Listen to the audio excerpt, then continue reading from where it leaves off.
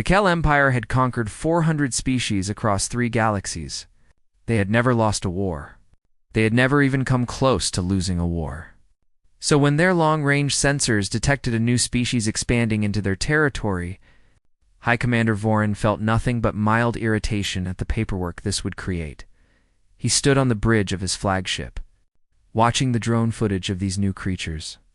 They called themselves humans.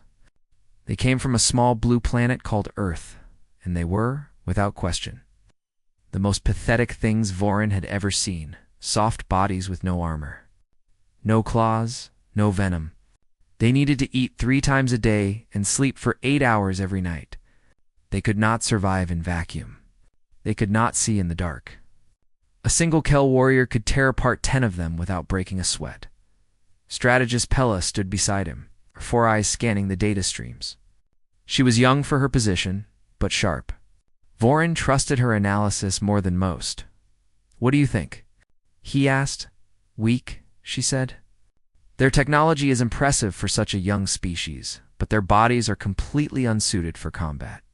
They will surrender within days of our first strike." Vorin nodded. This was how it always went.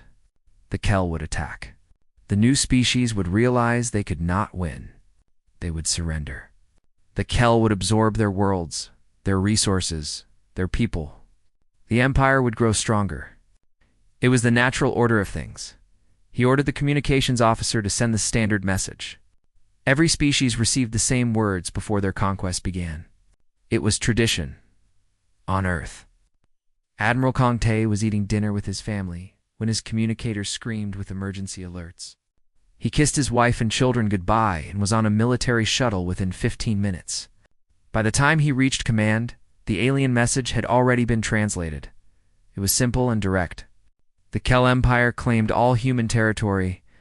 Humans would surrender immediately and submit to Kel rule. Resistance would result in complete destruction. The message ended with a phrase that made Kongte's aide laugh out loud. "Congratulations, you have just declared war on the most lethal species that exists." Kongte did not laugh. He read the message 3 times. Then he pulled up everything human intelligence had gathered about the Kel in the past 6 hours. Strong, fast, armored, ancient, undefeated.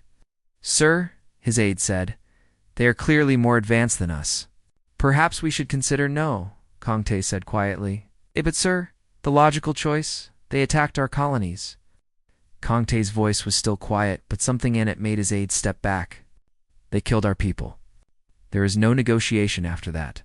There is only war." He sent a response to the Kel. 3 words, "Come and try." Vorin received the human response and felt a flicker of surprise. Most species begged at this point. Some tried to negotiate. A few made threats they could not back up. But this response was different. It was not afraid. It was not angry. It was almost ... inviting. He dismissed the feeling. Primitive species often had more pride than sense. It would make their fall more satisfying. The Kel fleet moved toward human space. They struck the outer colonies first. 3 stations fell in a single day. 47,000 humans died in fire and vacuum. The Kel recorded everything. Planning to broadcast the destruction as a warning to the remaining humans, but something strange happened. Instead of panic, human communications channels filled with something else.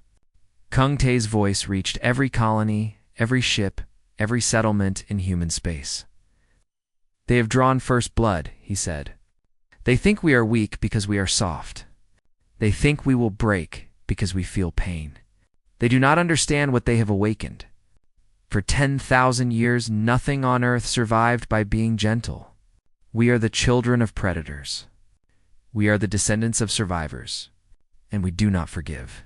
Across 12 star systems, humans stopped what they were doing.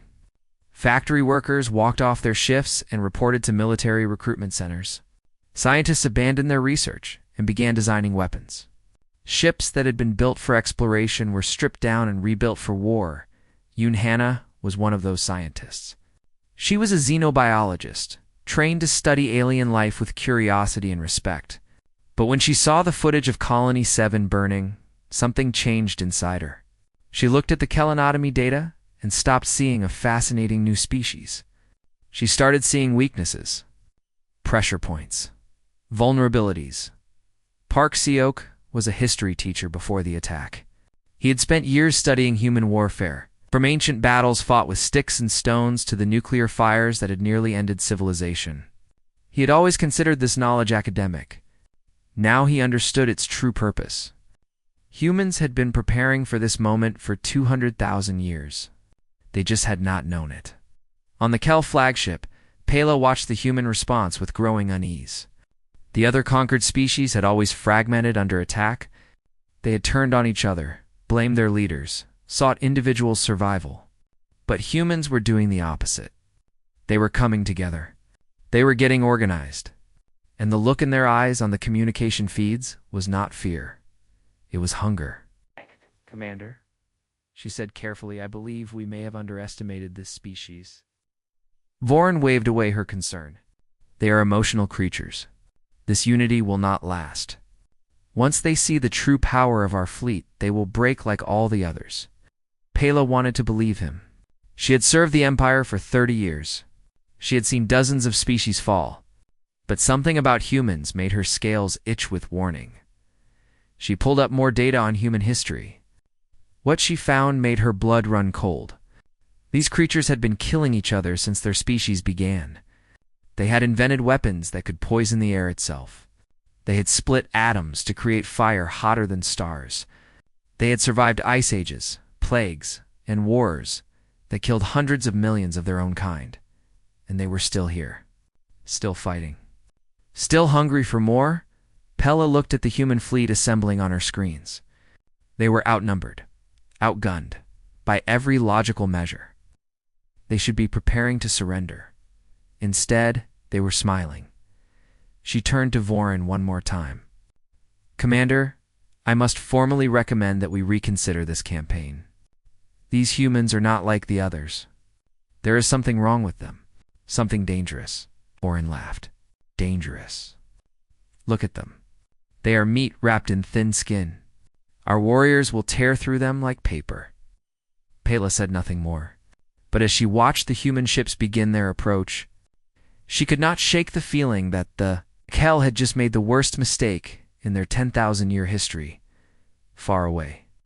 On the bridge of his own flagship, Kongte watched the Kel fleet on his screens. His officers were tense, afraid, ready.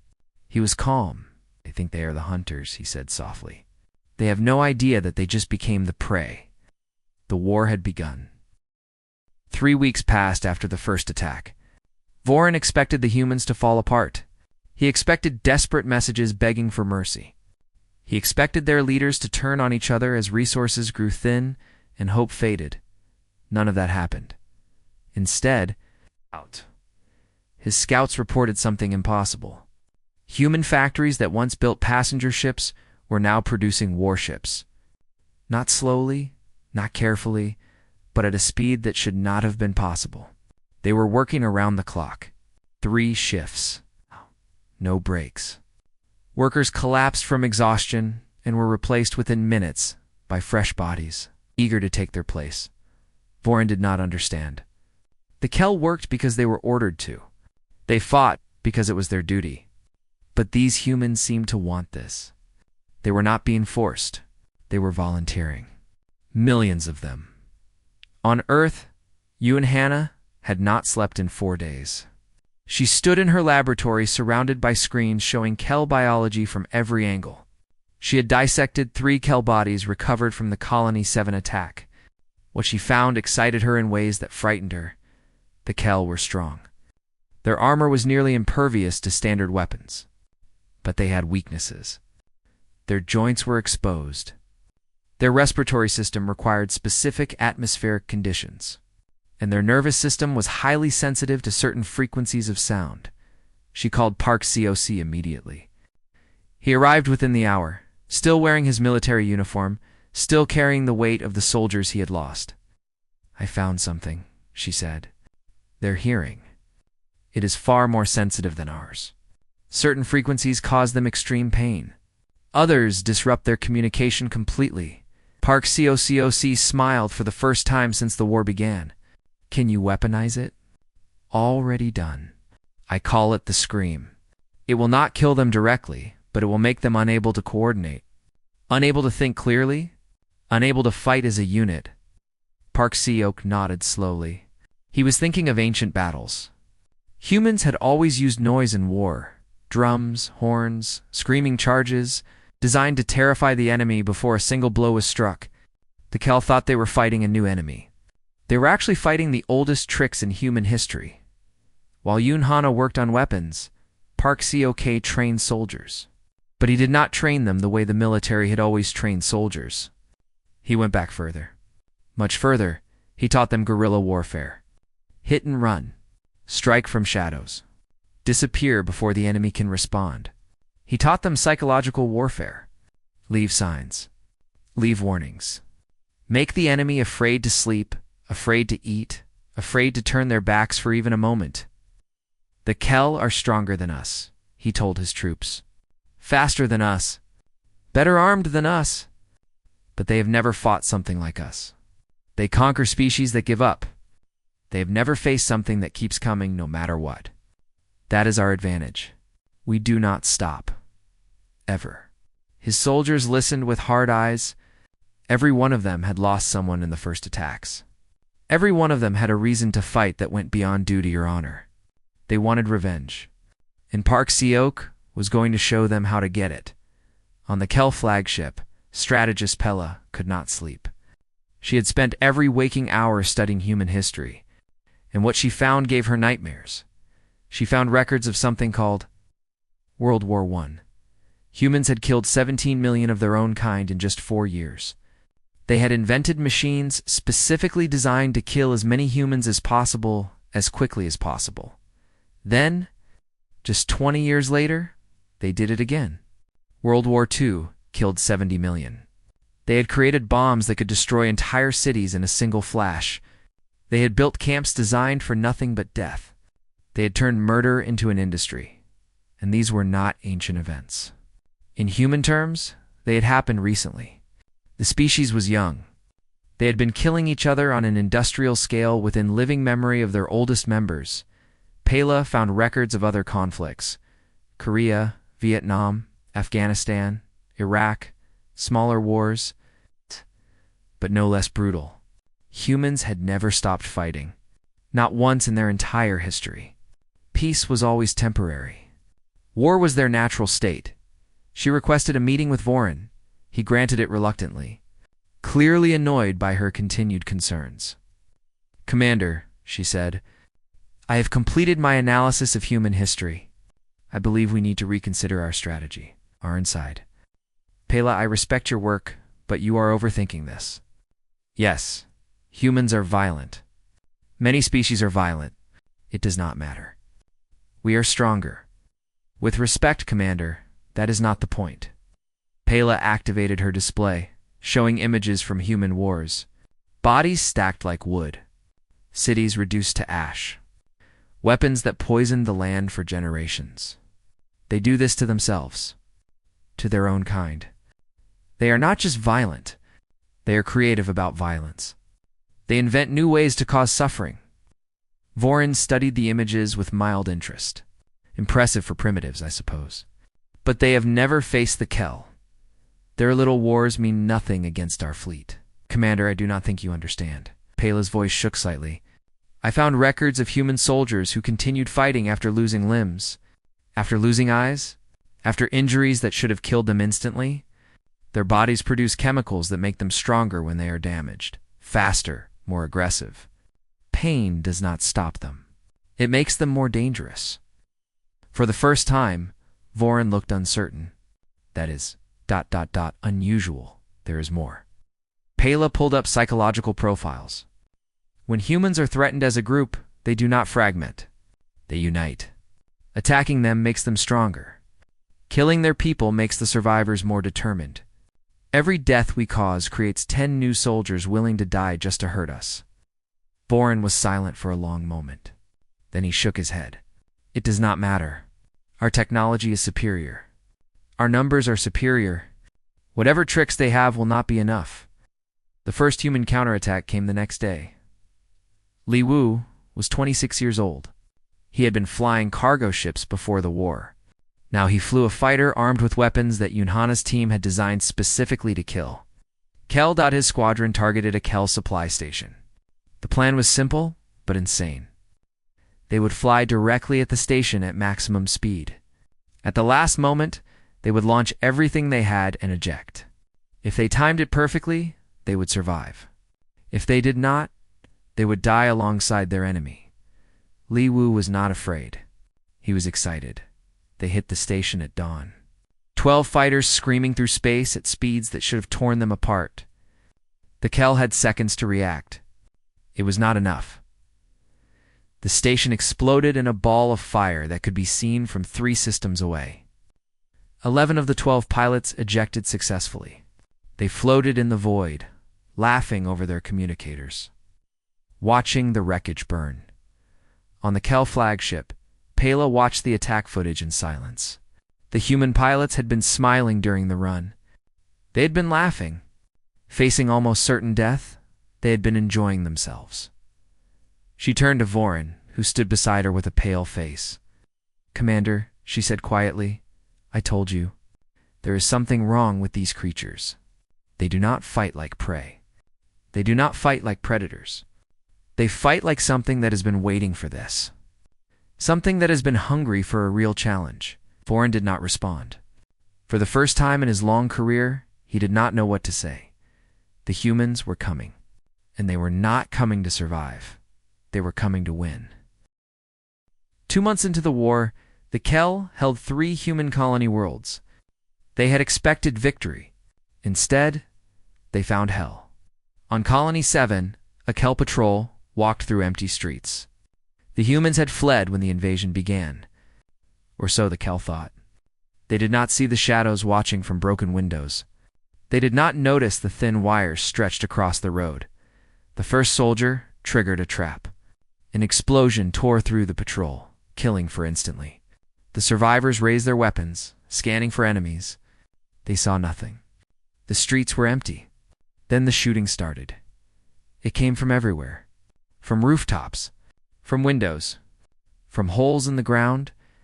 Humans who should have been dead were firing weapons that should not have existed. The patrol tried to retreat.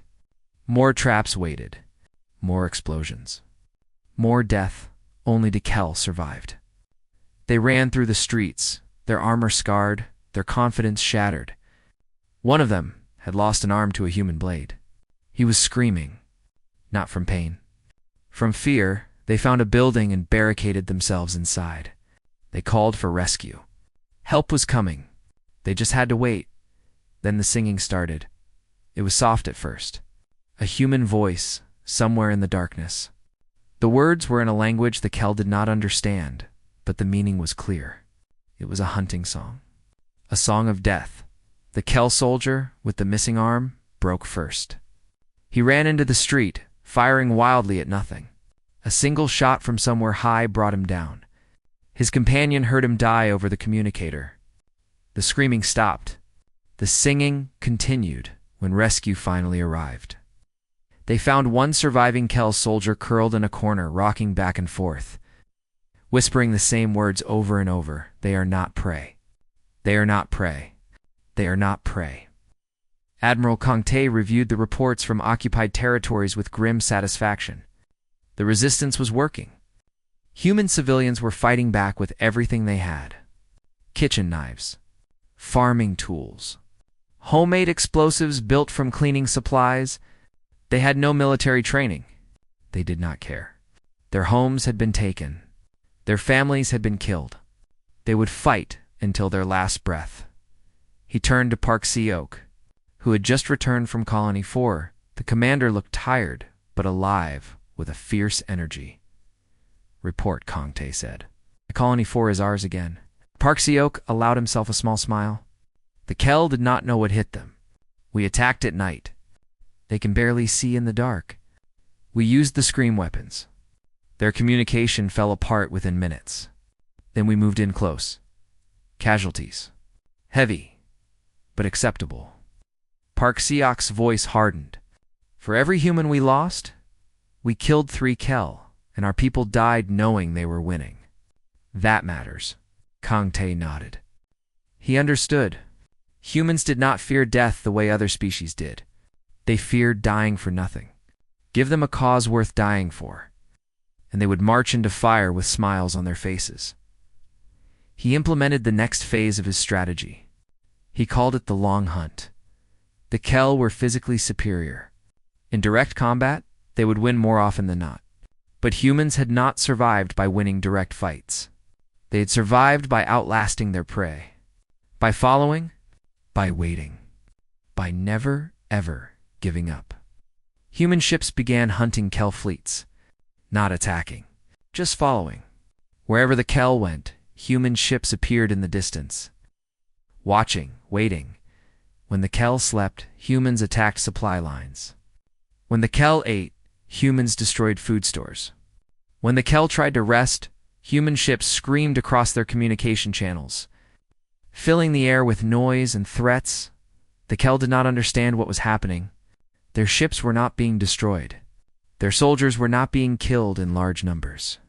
But they were exhausted, afraid, jumping at shadows. Seeing threats in every corner of empty space, Pella watched her crew falling apart. Soldiers who had conquered 100 worlds were now afraid to leave their ships. They whispered about the humans, about their cold eyes, about their endless patience, about the way they smiled before they killed. She tried to explain to Vorin. They are doing this on purpose. They are not trying to destroy us quickly. They are trying to break us slowly. It is a hunting technique. Their ancestors used it on their homeworld. They would chase animals for days until the animals collapsed from exhaustion. They did not need to be faster. They just needed to never stop. Vorin slammed his fist on the command console. We are not animals. We are the Kel. We have conquered the galaxy, and they do not care. Pela's voice was flat. They do not respect our history. They do not fear our power. They only see prey that has not fallen yet. On Earth, Choi Nari prepared a message for the Kel Emperor. She was a diplomat. She had spent her career building bridges between worlds. But there would be no bridge here. Not anymore. She recorded her words carefully.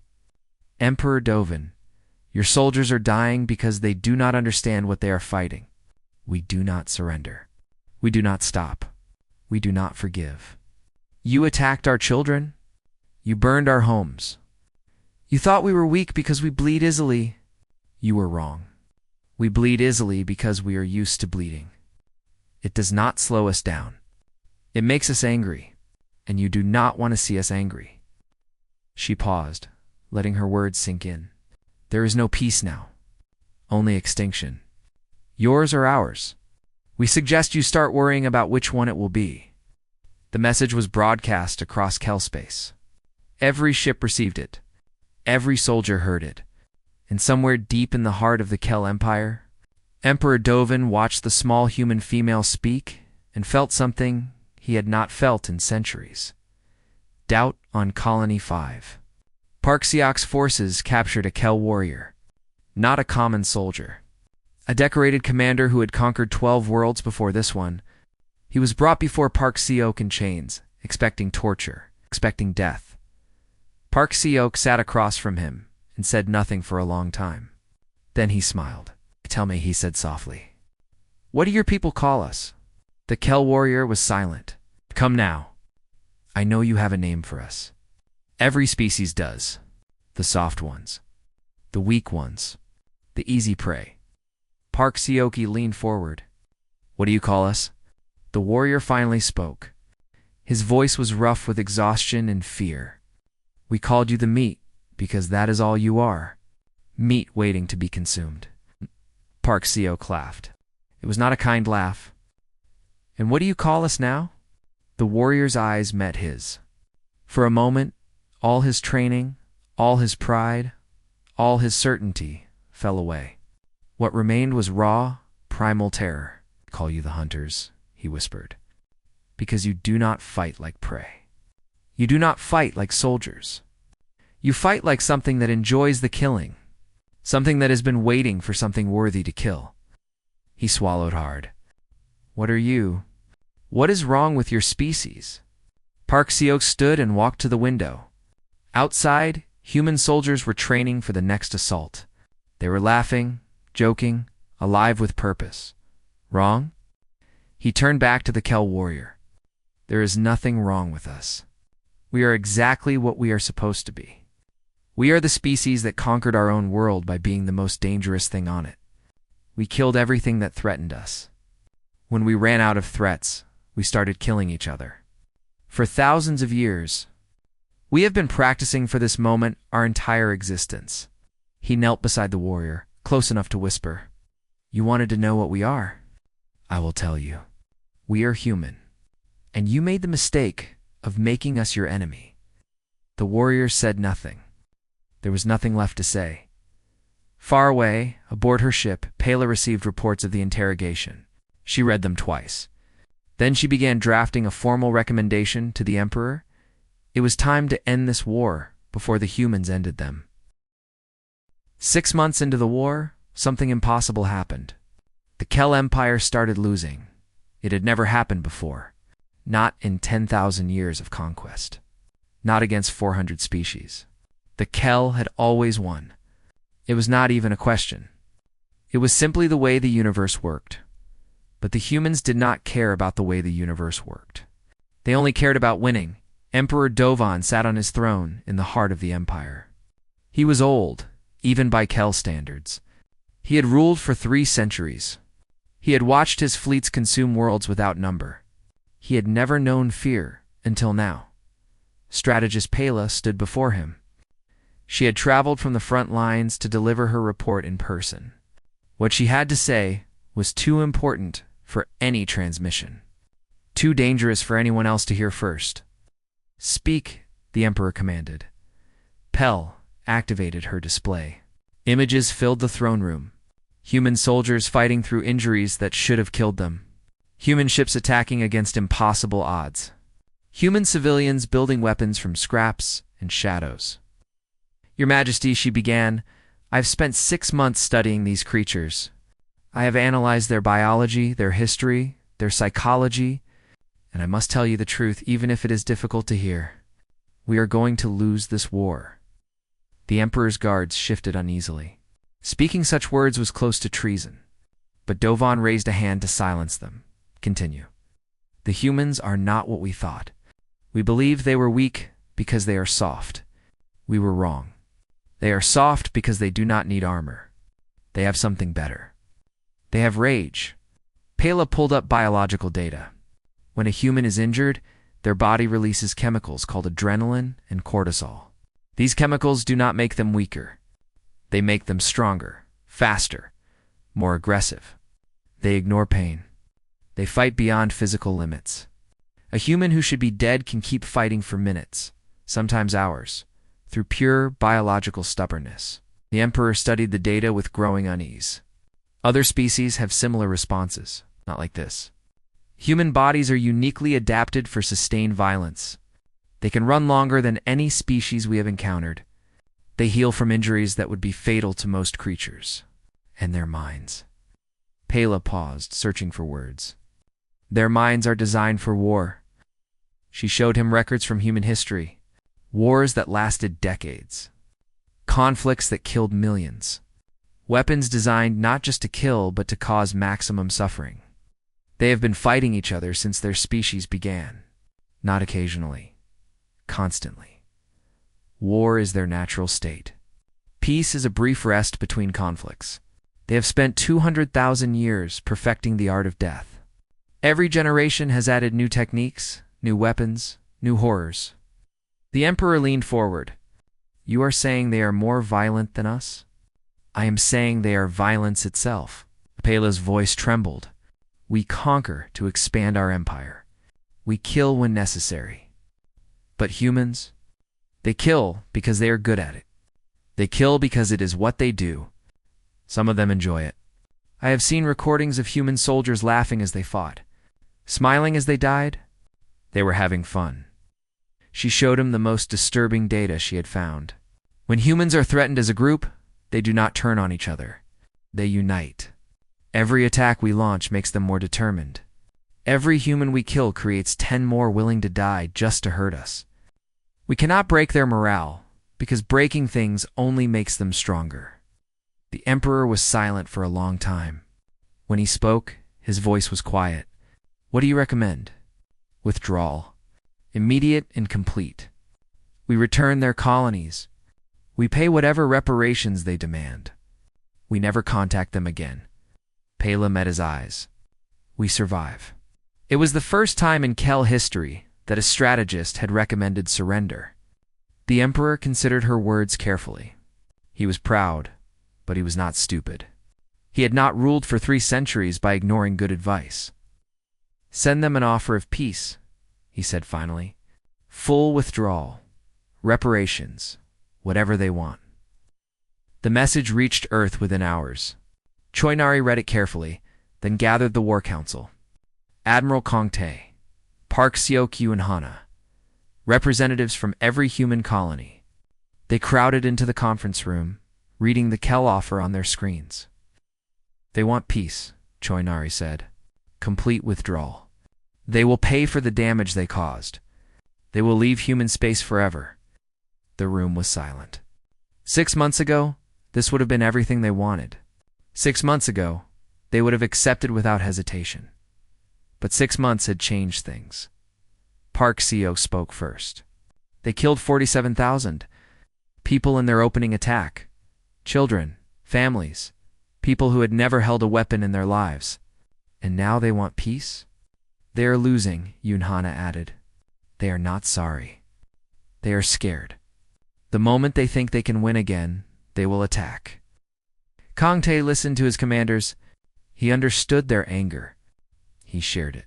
But he also had to think about the future, about what kind of species humanity would become if they followed this path to its end. "What are you thinking?" Choi Nari asked him. "I am thinking about my children," he said slowly. "I am thinking about what I want them to learn from this. That we showed mercy? Or that we finished what we started?" The room waited. "We reject the offer," Kong Tae said finally. "But not because we want revenge. Because they need to understand. The Kel have conquered 400 species. If we let them go now, they will think they can do this again. To us, to others, they need to learn that some enemies do not stop. Some enemies cannot be bought off or scared away. Some enemies will follow you to the end of the universe and burn everything you have." He turned to Li Wu. "You will carry our response." Li Wu grinned. He had been waiting for this. He flew alone into Kel's space. A single ship carrying humanity's answer. The Kel could have destroyed him easily, but they let him through. They were curious. They were desperate. He broadcast his message across every Kel frequency. His voice was calm, almost friendly. "You killed our people. You burned our homes. You thought we would break? You were wrong. Now you want peace. You want to go back to the way things were. You want to pretend this never happened." He paused, letting the words sink in. "No, you started this. We are going to finish it. Not because we have to. Because you need to learn something. You need to learn that there are some species you do not attack. Some enemies you do not make. You wanted to see what humans are capable of. Congratulations. You are about to find out." He cut the transmission and turned his ship toward home. On the Kel flagship, Vorin watched the human pilot fly away. He remembered his first view of humans 6 months ago. Soft, weak, easy prey. He had been so wrong. Pel stood beside him. She had watched the message with the rest of the crew. She alone was not surprised. "I warned you," she said quietly. "I told you what they were. You did not listen." Vorin did not respond. He was staring at the stars, at the direction of human space. Somewhere out there, fleets were gathering. Weapons were being built. Soldiers were training for the final push. What happens now? He asked. Plel looked at him with something like pity. "Now they come for us. And they will not stop until this is over. One way or another." In the throne room, Emperor Dovin received news of the rejected peace offer. He sat in silence for a long time, thinking about his empire. 10,000 years of conquest? 400 species under Kel rule, all of it built on one simple truth. The Kel were the strongest. But the humans did not care about strong. They did not care about history. They only cared about one thing, winning. And they were very, very good at it. The Emperor closed his eyes and wondered if he would live to see the end of this war. He suspected he would not. 1 year after the first attack, human fleets entered the heart of the Kel Empire. They came not as raiders or rebels, but as conquerors. Every ship in human space had been mobilized. Every weapon that Yunhana's teams had designed was loaded and ready. Every soldier that Park Seok had trained was prepared to fight to the death. The Kel homeworld lay ahead, a planet that had ruled 3 galaxies for 10,000 years. A civilization that had never known defeat, until now. Admiral Kang Tae stood on the bridge of his flagship. Watching the Kel defenses scramble to respond, they were desperate. He could see it in their formations. They were throwing everything they had into this final stand, hoping to break the human advance through sheer numbers. It would not work. He had seen this before in the old records of human wars. The desperate last stands. The final charges against inevitable defeat. They were brave in their way. But bravery was not enough against an enemy that did not stop. All ships, he said calmly, begin the approach. Standard formation. No heroics. We have already won. Now we just need to show them. The human fleet moved forward. The Kel fought hard. They died harder. But step by step, system by system, the humans pushed through. On the Kel homeworld, Emperor Dovan watched the battle from his throne room. His advisors had fled. His guards had deserted. Only strategist Pela remained, standing silently at his side. "It is over," he said quietly. "I could activate the final fire, destroy 3 star systems, including our own. Take them with us," Pela agreed. "But you will not." "How do you know?" "Because I have learned something about humans in this war. Something I did not understand at first." Pela turned to face him. "They do not just destroy. They also build. They have done terrible things in their history. Yes. But they have also created beauty. Art, music, love. They are capable of mercy. Real mercy. Not the kind that comes from weakness, but the kind that comes from strength." Dovan laughed bitterly. "You think they will show us mercy? After everything we have done? I think they will show us something. I do not know what, but I want to live long enough to find out." The human fleet surrounded the Kel homeworld, weapons locked on every military target. One order from Kang Tae would end the Kel civilization forever. He did not give that order. Instead, he opened a communication channel. His face appeared on every screen on the Kel homeworld. Every soldier, every civilian, every survivor of the long war saw the human admiral looking at them with calm, unreadable eyes. "Emperor Dovan," he said, "your fleet is destroyed. Your empire has fallen. You have lost. But I am not here to destroy you. I am here to offer you a choice." Dovan stared at the screen. "What choice?" "You can die. We have the power to end your species today. Every ship, every world, every trace that the Kel ever existed. We could do it easily. Honestly, many of my people want exactly that. You killed our families, burned our homes. You deserve extinction." He paused, letting the weight of his words settle. "But we are not going to do that. Not because we cannot, because we choose not to.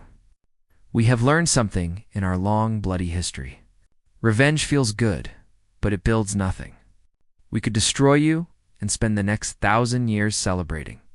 Or we could build something better." Choi Nari appeared beside him. She was the diplomat, the builder, the one who had spent her life creating bridges instead of burning them. She spoke now with the authority of a species that had earned the right to dictate terms. "Here is what will happen. The Kel Empire ends today. Your conquered species will be freed. Your military will be dismantled. You will pay reparations to every species you have harmed for the next 100 years. You will remember what you did, and you will make it right." but you will live. Your culture will survive. Your children will grow up in a galaxy where the Kel are no longer conquerors, but neighbors, partners, maybe even friends someday. Dovin was silent for a long time. Why? You could have everything. Why show us mercy? Kongte answered. Because destroying you would be easy. Building something better is hard. And humans do not take the easy path. We never have. That is what makes us who we are. The Kel surrendered. Park Seok landed on the Kel homeworld 3 days later. Not as a conqueror, but as a soldier who was tired of war. He walked through streets that had never known human footsteps. Past buildings that had stood for thousands of years, he found Pela waiting for him at the main government building. She was the one who had tried to warn them, the one who had understood, too late, what humanity truly was. They stood together in silence for a moment. Two warriors who had fought on opposite sides of a terrible war. To people who understood the cost of what had happened. You were right about us, Park, Seok said finally. We are everything you feared. Violent, relentless, dangerous, Ispela agreed. But you are also something else. Something I did not expect. What is that? Capable of mercy. She looked at him with something like respect. In all our history, we never showed mercy to the defeated. We consumed them, used them, destroyed them. But you could have done the same to us. You chose not to. Park Seok shrugged. We are complicated. We contain multitudes, capable of great cruelty and great kindness. Sometimes at the same time, he smiled slightly. It is what makes us human. Li Wu returned to Earth a hero. Parades were held. Speeches were made. His face was on every screen, his name on every tongue. He hated it. He sat alone in his apartment, staring out the window at the city below. Children were playing in the streets, laughing, running, living lives that would never know. The horrors he had seen, Yunhana found him there. She sat beside him in silence, not asking anything, just being present. I killed so many of them, he said finally. I do not even know how many. And the worst part is, I enjoyed it. At least at first. I was good at it. The best pilot in the fleet. And I liked being good at it. And now I just feel empty. He turned to face her. What does that make me? What does it make all of us? Yunhana considered the question carefully. It makes us human. We are capable of terrible things when we need to be. But we are also capable of walking away when it is over. Of building instead of destroying. Of being more than the worst things we have done. She put a hand on his shoulder. The war is over. What you do now, who you become now, that is what matters. You have a choice. We all do. Li Wu looked at the children playing below. They would grow up in a galaxy at peace. They would never have to make the choices he had made. Never have to become what he had become. Maybe that was enough. Maybe that was the point. 100 years later, human and Kel ships patrolled the trade routes together. The old enemies had become allies, then partners, then something approaching friends. Not easily, not quickly, but steadily, year by year, the wounds had healed. In the great halls of the Galactic Council, representatives of 500 species gathered to discuss the future. Humans sat beside Kel. Former enemies shared meals and stories and laughter. The old warning message had been removed from Kel archives. In its place, a new phrase was taught to every young Kel. Every young human, every young being who wanted to understand what had happened and why. It was simple, just a few words. But it contained everything that mattered. Never wake the sleeping predator, especially if it walks on 2 legs and calls itself human. But if you treat them with respect, if you approach them with friendship instead of war, they will become the most loyal allies you have ever known. Because humans are not just the most dangerous species in the galaxy. They are also the most surprising. They will fight until the end of the universe for the people they love. And if you earn that love, they will never let you fall. In a quiet garden on Earth, an old man sat watching his grandchildren play. He was ancient now, his body worn by years of war and peace and everything in between. Kongte had given his life to building something better. And here it was, Laughing, running, alive, he smiled and closed his eyes. The war was over. The future had begun.